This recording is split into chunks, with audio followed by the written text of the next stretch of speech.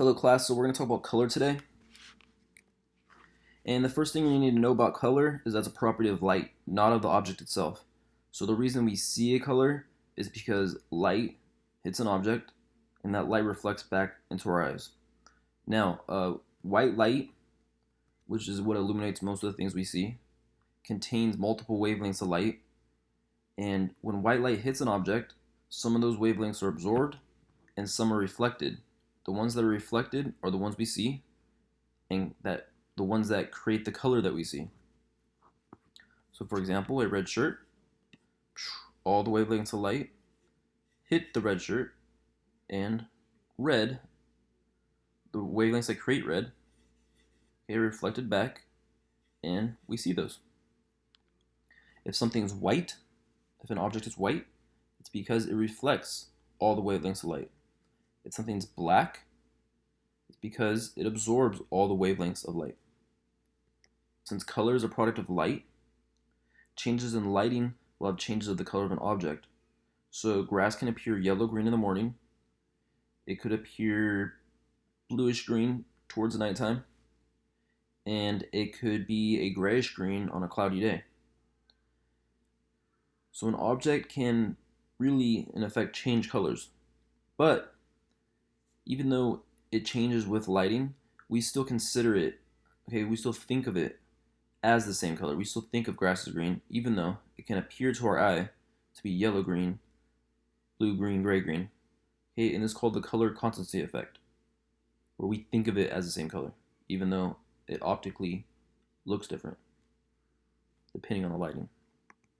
There's two systems for color. There's the additive system, and this is the system that is used in stage lighting, and a system that's used for LCD monitors.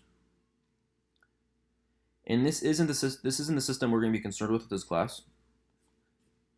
We're going to be concerned with the subtractive system, and this is when pigments are combined. This is often used by painters, but also in printers as well. So with color, like the way a color looks really depends on the colors around it, and it's kind of similar to value.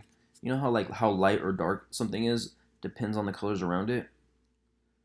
Well, that goes for colors as well. So I want you to look over here to the right. You'll notice that, or maybe you don't notice it, but I'll let you know that these are the same pink. However, the pink looks different against this yellow background than it does against this red background. It looks darker on this side, I'd say, and it looks more saturated in this instance. The same goes for this this red. It's the same in both cases, but to me it appears brighter when it's placed next to this kind of foresty green. And the same goes for this green. It's the same in each case, but it appears different next to this like fuchsia pink than it does against this kind of flesh tone.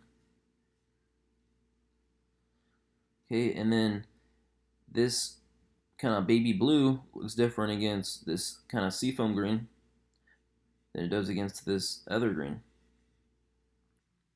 One of the ways of organizing colors is the color wheel. And in this one we have 12 steps. And we have the name of the hues on the outside of the color wheel. And we have yellow, blue, and red. These are the primaries. From the primaries, you can mix those together to create a secondary color. So yellow and blue make a green. Yellow and red make an orange. Now, when you mix a primary and a secondary, you get a tertiary color, such as yellow-orange, or red-orange. And that's the way that this is organized. This really is founded on the primary colors and the colors that these make when they're mixed together. Now the primary colors can't be mixed. You have to start with them. But any of these other colors can be mixed. And you're going to hear me say this time and time again. It's the three properties of color. And the three properties of color are hue, value, and saturation. Okay, so the first property of color is hue, and hue refers to the name of the color as it appears on the outside of the color wheel. And there's many names for colors, lavender, mauve, uh, forest green, racing blue. I mean, just go to any paint supply store and you'll see all types of names for colors. But all these names can be traced to different hues that are on this color wheel. Okay, so in this red, orange, yellow, yellow green, blue, violet, and red violet. So although there's many names for colors, they could all be traced back to these 12 hues. And really the hues that are in between these hues that are shown. Okay, because there exists a hue between yellow, orange, and yellow. Or between yellow and yellow green. Okay, so in that sense, these hues can be used to make many colors. So how do you control hue? We control hue by first grabbing a paint tube, if that paint tube has the hue you want, or you combine two paint tubes together. So for example, if you wanted a red-violet, you can combine a violet and a red. If you wanted a blue-green, you can combine a blue and a green. So you need to combine two hues together that are on the left and right hand side of the hue you want. Now, the exception is the primaries of red, blue, and yellow. Those can't be mixed. You have to start with them. Okay, the second property of color is value. Value is how light or dark something is. Okay, a lighter color is going to have a lighter value. Okay, the second property of color is value. And value is how light or dark a color is. And every color is going to have a value. Now when you add white to a color, it's called a tint.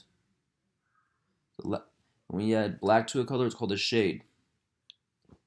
And of course, if you add white to the color, it's going to make it lighter. If you add black to the color, it's going to make it darker.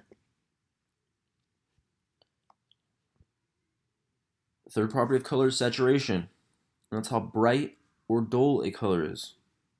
So for example, a stop sign has very high saturation, whereas a faded pink car